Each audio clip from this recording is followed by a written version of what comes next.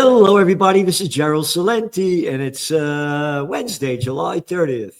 And we're caught in a heat wave, tropical heat wave. Woo!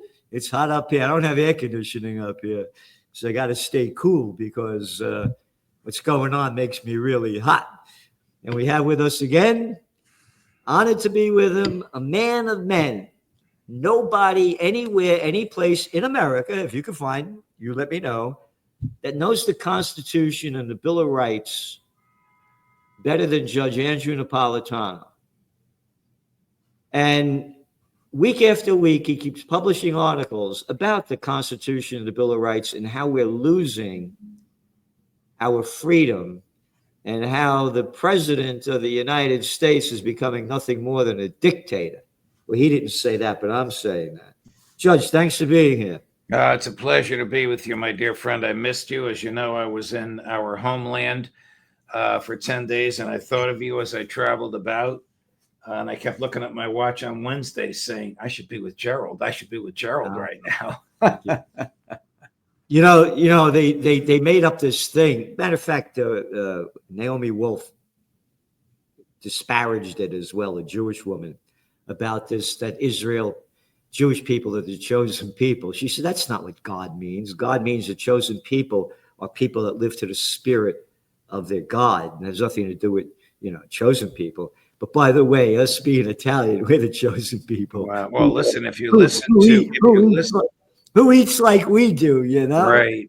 If you listen to Tucker Carlson ripping apart Ted Cruz, Senator Cruz actually said, the Israel about which God spoke in the Old Testament is the same Israel governed by Benjamin Netanyahu today, and Christians are commanded to follow it. This is hogwash that Americans actually believe this stuff. And these little clown boys spewing out this crap. Look at that guy, Ted Cruz. A little piece of nothing. How about that guy Fine? Oh, this bloated young man is a member of Congress from a Republican, I believe, from Florida, who actually said, I have it right here, Gerald, what he said. It's not really believable what he said. Bear with me for a minute. Didn't know this was going to come up. All right, I don't have it.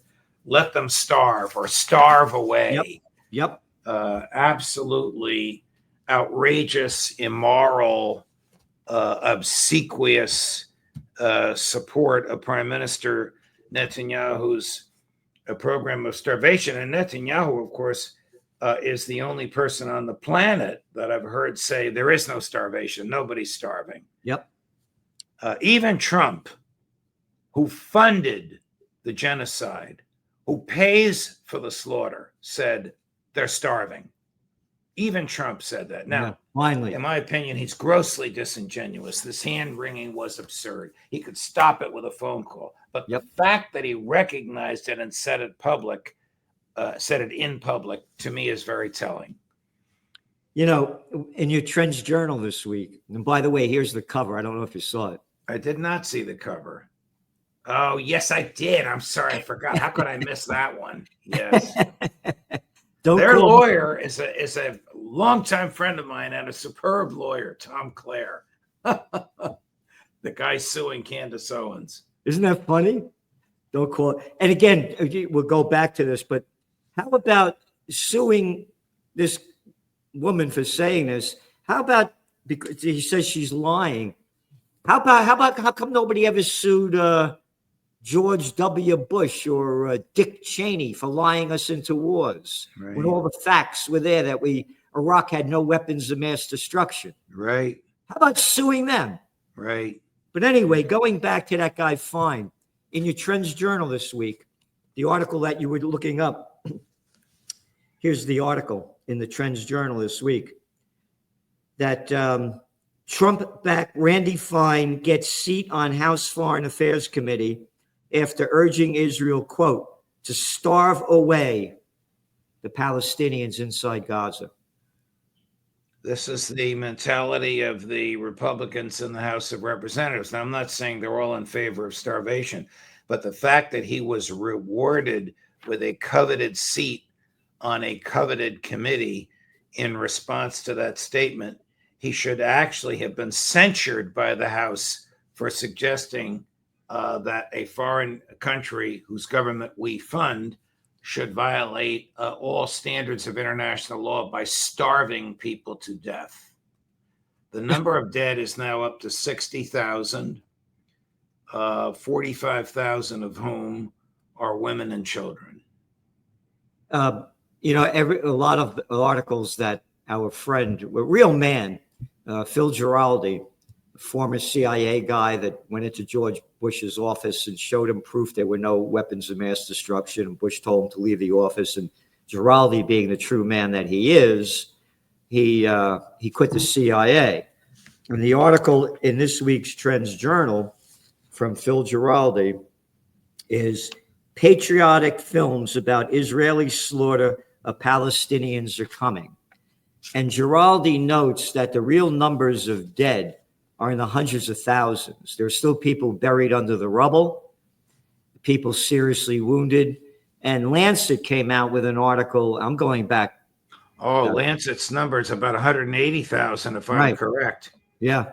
And that was several months ago. Correct. And Lancet, for viewers that are unfamiliar with it, is the leading British publication from a medical perspective. This is not a political publication. Yep. So sad. But there's beginning to be a crack. I mean, France announced, I'm not a fan of Macron, but France announced it's going to recognize a Palestinian state. The Brits, with their typical waffling, said they will by September unless Netanyahu stops the starvation and stops the war. Now, none of this will mean anything because the U.S. will veto it at the Security Council, but maybe a groundswell for doing the right thing is beginning to develop. Even the mainstream media now is finally showing the horror of it, like in the New York Times and Wall Street Journal, which we subscribe to because we want to know everything that's going on. And now they're showing, the pictures that they weren't showing before. I mean, and again, what's taking everybody so long? I mean, was this war going on, 1 year, 9 months or something? And now they're finally saying that they demolished the whole damn place. They bombed it to ruins. Correct. The infrastructure is almost totally destroyed. They bombed a Roman Catholic church. They've destroyed all the roads, highways, about 90% of the residential dwellings, all the schools, mosques, and hospitals. Yeah. I mean, it's a horror.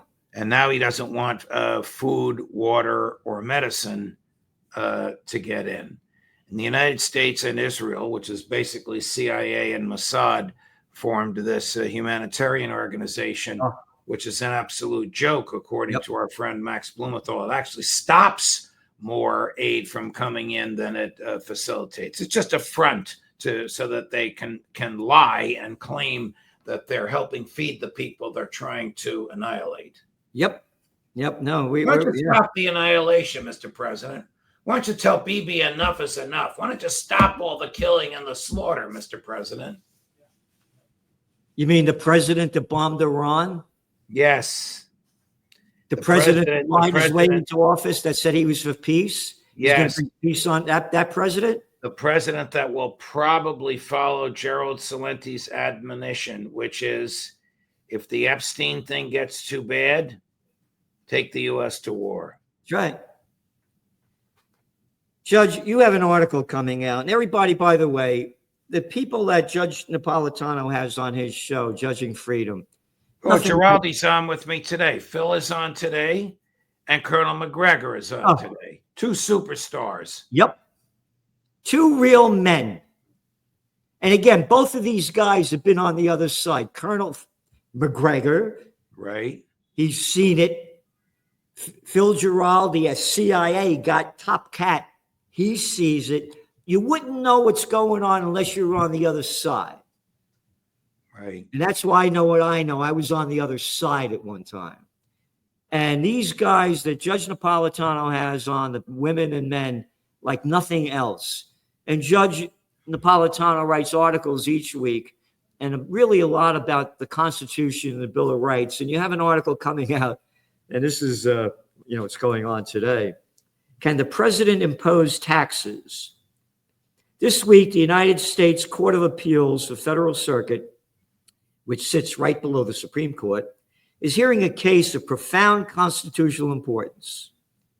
It is the government's appeal of a ruling by the U.S. Court of International Trade, which found that President Donald Trump's unilateral imposition of tariffs on certain goods entering the United States from certain foreign countries is unconstitutional. It's pretty basic. And the court actually laughed at the Justice Department. It's pretty basic that under the Constitution, only Congress can impose tariffs. Tariffs per se are not unconstitutional, but they can only be imposed by Congress because a tariff is a sales tax and only Congress can impose taxes. Trump is using tariffs against people he hates. Trump is using tariffs in order to negotiate deals with people. Trump changes the rate on the tariffs all the time. This has a deleterious effect on the economy. I'm just talking about the constitutional aspects of it.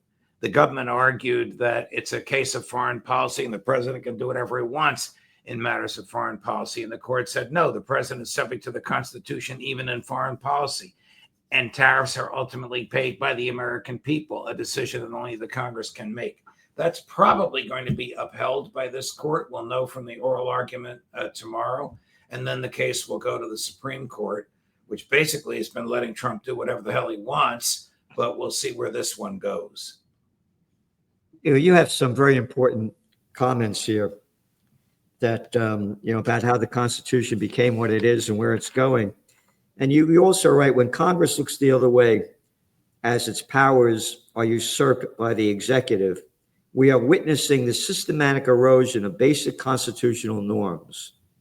The same Department of Justice that has made the absurd arguments in favor of presidentially imposed tariffs has defended masked men in the streets arresting folks without warrants, incarcerations without due process, and deportations without hearings, without a peep from Congress. Without a peep from the Congress. The Congress has become supine. Do you know that there is legislation in the Congress to change the name of the Kennedy Center to the Trump Center and to carve another face on Mount Rushmore? And this supine Congress, filled with people like this bloated Randy Fine, will probably go along with it. Now, put aside Trump's vanity and put aside these things that they'll do to placate Trump's vanity. With respect to masked men arresting people in the streets without warrants, with respect to the presidentially imposed tariffs, Congress is just useless as a manifestation of defense of the Constitution and the will of the public. They're basically just sycophants to whatever Trump wants. The best thing that could happen to the country, I know I'm going to get in trouble with our Republican friends for saying this, would be for the Congress to go for the Democrats in the midterms. Otherwise, there's no stopping this guy. Yeah, but again, the Democrats, I mean, but you were talking before you mentioned about Trump supporting the genocide going on in Gaza, supporting Israel. We only give them almost $4 billion a year. They steal our taxpayer money, brought to you by the Nobel Peace of Crap Prize winner Barack Obama. And how about Genocide Joe? Right. Now, Bernie Sanders has condemned genocide yesterday. He's about a year and a half too late. That's what I'm saying. What the hell's everybody waiting for? Again, it's not the Republicans or the Democrats. It's both of them. Yes. How about that little arrogant slime ball that we don't see anymore? Anthony Blinken. How about that little clown boy, the Secretary of State? He's probably making a couple of million a year at some hedge fund in D.C. Well, talking about making a couple of million a year. And by the way, everybody, we have these T-shirts to show you the way I feel about politicians. Are you selling those? Oh, yeah. Yep. So we're talking about low-life pieces of crap and the politicians. How about this guy? Democrat. I got this shirt, Judge, made when Clinton ran in 1992. Wow. You were Slick Willie. as you often are, you were prescient. So talking about money, you know how much this clown boy is worth now? About $160 million. Wow. You Google it up. A little boy of nothing. A little piece of nothing. Obama, what's Obama worth now? A little nothing from what? It was a congressman, or not a. It was in the House, in Illinois. The Illinois State Legislature. Yeah. Oh, brought to you by the Pritzkers. Oh, the Pritzkers, the guy, you mean the Hyatt people? Yes, the guy that's the governor of Illinois and wants to succeed Trump. Yeah. And now how much is Obama worth now? A little lying piece of scum. Again, this is the guy that lied his way into office. All about peace, peace, peace. The Iraq war is going on. What does he do as soon as he gets in? Afghan troop surge. Yeah. Yeah. And that guy, who was the clown boy that now is with KKR? General Petraeus. Yeah. No, betrayed us. Yes. General betrayed us. All these arrogant pieces of scum running a country near you. And that's why you got to go to Judging Freedom, because Judge Napolitano has the people on it there that call them out with facts, as we do with the Trends Journal. Judge, this article that you have is very important about the Constitution, and you write about them each week. And you go on to say, there was a time when Congress maintained independence and steadfastly guarded its constitutional prerogatives. There was a time when presidents enforced constitutional provisions, even if they disagreed with them. Those times are history. These times are dangerous. Well, it is dangerous when the government runs roughshod over the Constitution, and regrettably, all three branches are doing it. The judiciary, the most reluctant, the president, the most enthusiastic, and the Congress just looking the other way, day after day after day. Last night, they confirmed one of Trump's former lawyers to a lifetime judgeship on the United States Court of Appeals for the Third Circuit. He's about to be disbarred. He's about to be disbarred, and they knew it, and they confirmed him anyway by a vote of 50-49. And you look at the guy. Look what he looks like. Judge, thank you for being here. Thank you for all you do. Remember, go to Judging Freedom if you want to know about the facts going on from the top cats and kittens in the business that know what's going on in those fields. Thank you, Judge. Thank you, Gerald. Always a pleasure, my dear friend. See you next week. All right.